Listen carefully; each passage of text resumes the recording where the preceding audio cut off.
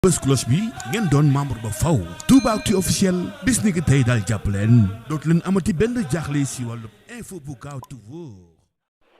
salaamaaleykum mbokki ginnaaw bu leen nuyoo rawatina yéen ñi siifur seen mbir yi Toubactu officiel woy leen di abonné seen ndax ngeen yokk ñu doole tey sem suñu vidéo mbokki bu leen fàtte di sem vidéo yi ñu indi leen fi benn xibaar boo xamee ne xibaar bu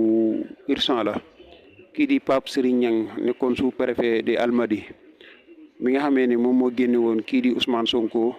ci liste yi nga xam ne moom moo rajje woon Ousmane Sonko wala ci moom lañ ko jaare woon